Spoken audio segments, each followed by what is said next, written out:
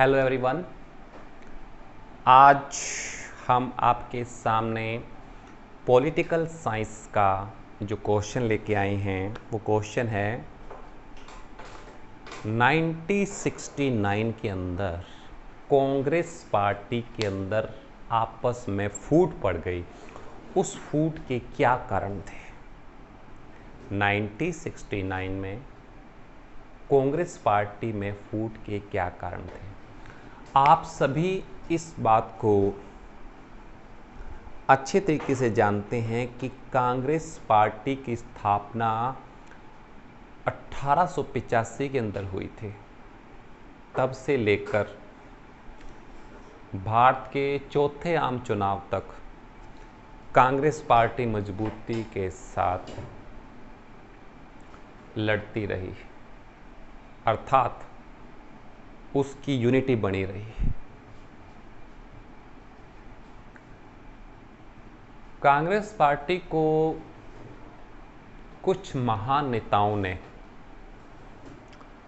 मजबूत करने में बड़ा ही महत्वपूर्ण योगदान दिया। उसमें नाम आ जाता है पंडित जवाहरलाल नेहरू जी, इंदिरा गांधी, राजीव गांधी जैसे महान नेता हुए हैं जिन्होंने कांग्रेस पार्टी की डूबती नैया को हमेशा किनारा दिखाया है। लेकिन ऐसा क्या हुआ कि 1969 में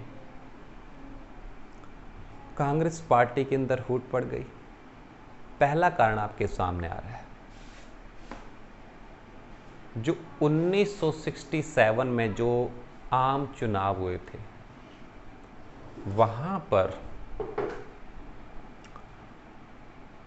कांग्रेस को कुछ सीटों पर चुनाव में जबरदस्त हार का मुंह देखना पड़ा। कुछ लोग कांग्रेस पार्टी के खिलाफ हो गए। जब किसी पार्टी की पूरे इंडिया में हमेशा जीत होती है और अचानक कहीं पर हार मिलती है तो उस हार का जो खामियाजा होता है बाकी सीटों के ऊपर भी पड़ता है कि कांग्रेस जैसी इतनी बड़ी पार्टी भी हार सकती है। किसी ने सोचा भी नहीं था कि कांग्रेस पार्टी को भी हराया जा सकता है, लेकिन वो हारी। उसकी शुरुआत 1967 में हो चुकी थी। जब हार हुई तो कांग्रेस पार्टी दो दलों के अंदर हो गई, दक्षिणपंथी वामपंथी, दक्षिणपंथी वामपंथी, ऐसे ग्रुप के अंदर डिवाइड हो गई। तो तीसरा कारण जो हमारे सामने निकल कर आता है, जो राष्ट्रपति का चुनाव हुआ था उस समय 1969 में, तो इंदिरा गांधी जी वी गिरी को राष्ट्रपति बनाना चाहती थी, लेकिन उसके सहयोगी जिनमें मोरारजी देसाई भी शामिल थे वो इंदिरा गांधी के इस फैसले से कतई खुश नहीं थे।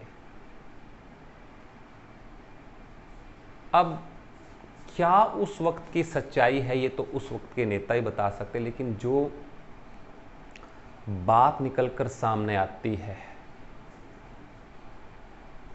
कांग्रेस पार्टी के अंदर भी यूनिटी नहीं थी।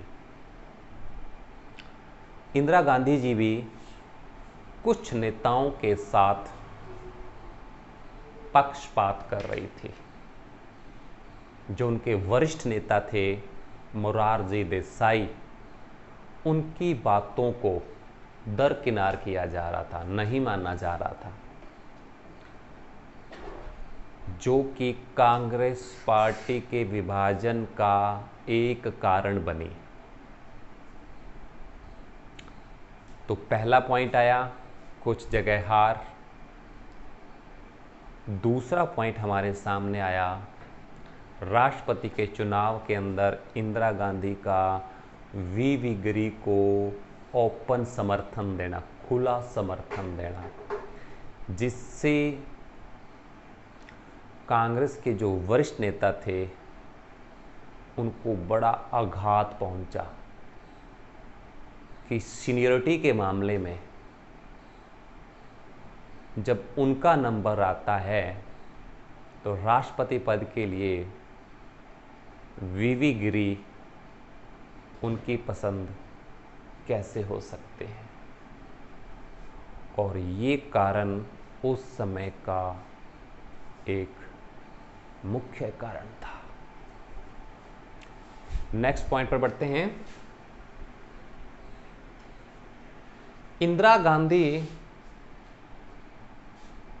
ने राष्ट्रपति पद के लिए तो वी गिरी को आमंत्रित किया ही किया, साथ में इंदिरा गांधी जी ने मोरारजी देसाई से भारत का जो सबसे बड़ा डिपार्टमेंट होता है वित्त मंत्रालय, वो उनसे वापस ले लिया, जिसको वो सही तरीके से चला रहे थे। उसके बावजूद भी मोरारजी देसाई से वित्त डिपार्टमेंट जो होता है वो वापस ले लिया। और ये बात जो कांग्रेस के जो वरिष्ठ नेता थे, चाहे वो मोरारजी देसाई थे या उनके सहयोगी थे, उनको ये बातें अच्छी नहीं लगी। तो कांग्रेस में फूट पड़ना शुरू हो गया था। उस वक्त के नेताओं ने सोचा जो आज पार्टी के वर्कर की नहीं हो सकी, इंदिरा गांधी की बात कर रहा हूं, वो कल को हमारी क्या होगी, जनता के लिए क्या करेगी। और आपको याद भी होगा पहली बार गैर कांग्रेसी सरकार के जो प्रधानमंत्री बने थे वो मोरारजी देसाई ही बने थे। किसी ने सपने में भी नहीं सोचा था भी कांग्रेस को छोड़कर, कांग्रेस पार्टी को छोड़कर कोई पार्टी सत्ता में आएगी और उसका नेता देश का प्रधानमंत्री बनेगा। लेकिन बना, मानना कि थोड़े समय के लिए बना, लेकिन बना तो सही। ये जो राजनीति है पूरी तरह से आजकल भ्रष्ट होके रह गई है। पढ़े लिखे लोगों को तो जगह ही नहीं है राजनीति के अंदर। और यहां पर कई बार अंगूठा चाप नेता बन जाते हैं। यही कुछ मेन कारण थे कांग्रेस की फूट के। कांग्रेस को और क्या क्या कठिनाइयां आई आगे आने वाले समय में, ये जानने के लिए आप इस चैनल को सब्सक्राइब करना ना भूलें, ताकि आपको लेटेस्ट नोटिफिकेशंस मिलते रहें। आपका दिन शुभ हो। धन्यवाद।